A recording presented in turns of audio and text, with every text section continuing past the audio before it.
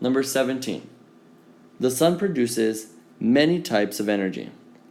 Some of these can be harmful to life on Earth. Select the best answer describing a danger from the sun and a way people have found to protect themselves from that danger. So in this case, what we're really talking about is how have humans adapted?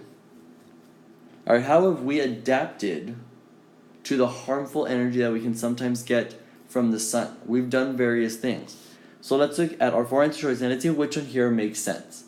So letter A says gamma rays, which are the most dangerous rays out of all of them.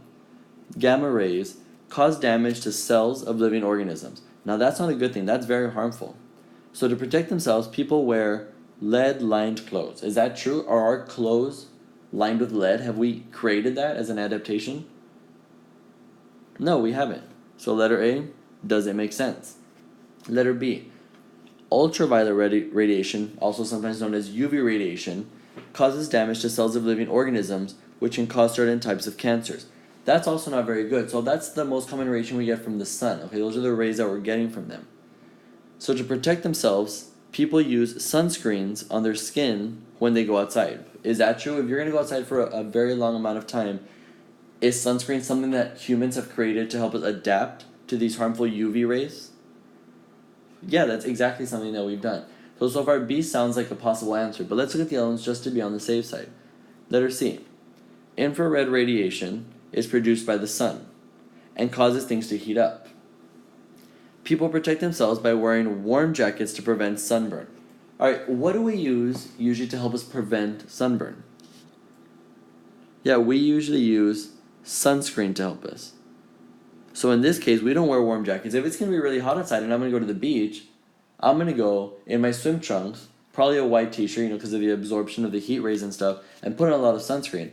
I'm not going to take my warm winter jacket out with me. That makes no sense. That's just going to make me hotter, and I can possibly dehydrate. So we have not done that. So C doesn't make sense. Letter D says, visible light is produced by the sun. Now these are the only rays that we can actually see. So just to veer off really fast, when we have visible light, we have something known as Roy G. Biv. These are the colors in that visible light spectrum that we can see. So like the colors in the rainbow. So here we have red, orange, yellow, green, blue, indigo, and violet. Let's get back to the answer choice. Visible light is produced by the sun. People can protect themselves by living deep underground. Is that something we've done? Have we all of a sudden started creating our habitats and our houses underground to protect us? No, we haven't. So D in this case isn't the correct answer choice, leaving B as the only one. Let's look at the next one. Number 18. Planetary data. You have planets here on the left side and then diameter compared to Earth. So our diameter would be this. When you have, for example, a circle, let's say this is the Earth right here. The diameter is the distance from one side to the other. That's the diameter, all right? The distance from one edge to the other. So in this case, the Earth's diameter we have here is 1. So let's see what else we have. Mars, the diameter compared to Earth is 0.53. So is that greater or less than the diameter of the Earth? Great job. Mars has a diameter less than ours. So does that mean that Mars is bigger or smaller than the Earth? Great job, it's smaller. According to this, it's almost half the size here, right? So in that case, you would actually have Mars right here. And Mars' diameter right here would be 0.53. Then we go to Jupiter. Jupiter has a diameter of 11.19. That is the biggest planet in our solar system. So because that, it's 11 times the size of the Earth. Now, because of the size that I have here on this page, I can't really draw something 11 times the size of what I drew for the Earth, but I'll just draw a very large circle here. We're going to say this is Jupiter, and the diameter of Jupiter, in this case, is going to be 11.19. And then we go to the last one. Saturn has a diameter of 9.41. So compared to Jupiter, is Saturn smaller or bigger? Great, it's smaller, but compared to Earth? Yeah, it's bigger. Its diameter is much larger. So we'll say that Saturn is right here. and Saturn has that diameter of 9.41. So let's go to the question here. Students are working on a scale model of the solar system. So obviously that means they're trying to use objects to represent, to kind of be a scale of the actual size of the planets out there. So because Mars is smaller than Earth, whatever object we use from Mars needs to be a smaller object than the one that we use for the Earth. Whatever we use for Jupiter has to be much larger than the object that we use to represent the Earth. It's a scale model. So they're planning to use a table tennis or a ping pong ball to show Earth. So we've used ping pong balls in the class before when we were talking about density. There were some orange ones and also potential and kinetic energy when we were using the paint activity in class. So then which of the following would be the best choice to model Jupiter? So by looking at this, what about a golf ball? Is a golf ball like a lot, much bigger than a ping pong ball? No, right? They're fairly the same size, so golf ball can't be it. Now softball, is that bigger than a ping pong ball? Yeah, it is. It is bigger. Would you say it's about 11 times the size of that ping pong ball? No, it's not 11 times, it's just a few times larger. So softball is still not big enough. Then we have soccer ball and basketball. Now these two balls are roughly the same size. They're fairly large, but one is still bigger than the other. So let's figure out which one's the bigger one. Soccer balls tend to have a diameter of anywhere between 27 to 28, whereas a basketball tends to have a diameter of about 29 or so. So it's larger. So based on this, since they're still roughly the same size, which one do we choose? Again, we want the best choice. So let's go back to Jupiter. What do we remember about Jupiter compared to all the other planets in the solar system?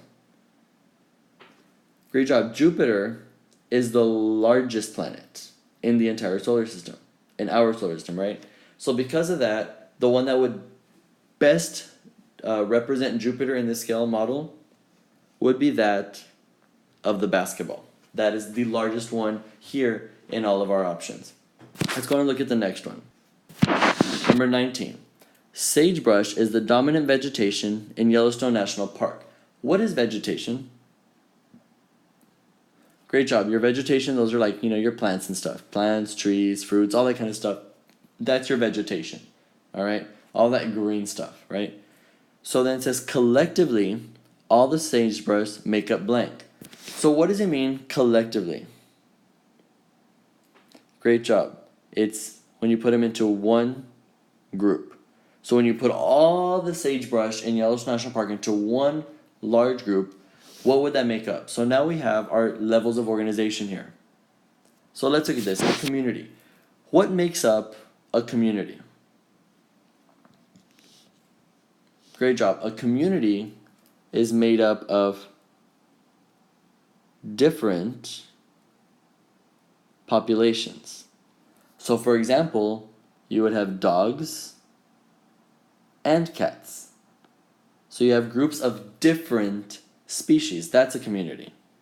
So if you have sagebrush, all sagebrush, do you have different species there? Do you have different populations? No, we only have one, just the sagebrush. So community doesn't work. What about an ecosystem? What's an ecosystem? Great job. It's when you have all your biotic things. What's biotic again? Life, good.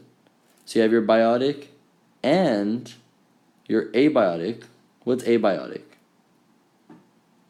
Great job. These are the ones that are non-living.